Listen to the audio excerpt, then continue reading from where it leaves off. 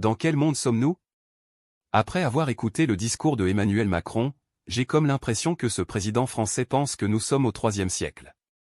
Des fois je me dis même que Macron et certains Français sont complètement déconnectés des réalités de ce monde contemporain. Aujourd'hui même les enfants de 6 ans sont bien informés et savent réellement ce qui se passe. Aujourd'hui, tout le monde sait que c'est la France qui a créé et qui finance le terrorisme en Afrique. Même les vrais patriotes français n'arrêtent de le dire. C'est la France qui est à l'origine des 90% des coups d'État en Afrique.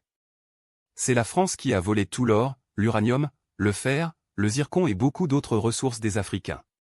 La France devra tirer des leçons depuis que le Mali a chassé les militaires français sur leur sol.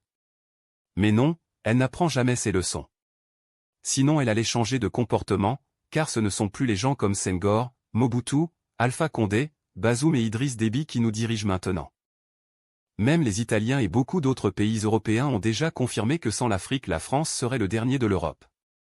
La réponse de Ousmane Sonko à Macron a fait mal à la France, mais c'est la vérité qu'il a dit, une vérité absolue. Si la France est devenue ce qu'il est aujourd'hui, c'est grâce à l'Afrique. Et c'est cette même Afrique qui a sauvé la France durant la Deuxième Guerre mondiale. Donc s'il y a quelqu'un qui doit remercier mais aussi demander pardon, ça ne doit être que la France. Je vous cite la réponse de Ousmane Sonko à Emmanuel Macron. Je tiens à dire que, dans le cas du Sénégal, cette affirmation est totalement erronée.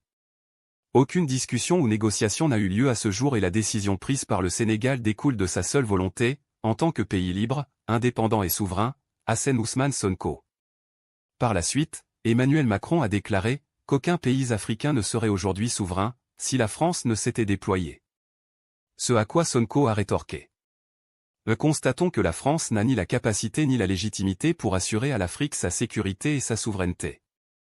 Bien au contraire, elle a souvent contribué à déstabiliser certains pays africains comme la Libye avec des conséquences désastreuses notées sur la stabilité et la sécurité du Sahel. Et le PM de conclure. C'est enfin le lieu de rappeler au président Macron que si les soldats africains, quelquefois mobilisés de force, maltraités et finalement trahis, ne s'étaient pas déployés lors de la Deuxième Guerre mondiale pour défendre la France, celle-ci serait, peut-être aujourd'hui encore, allemande. Si vous êtes d'accord avec moi, dites-le à vos commentaires. Aimez la vidéo et partagez pour ne pas rater les nouvelles vidéos. Et surtout n'oubliez pas de vous abonner et laisser vos commentaires.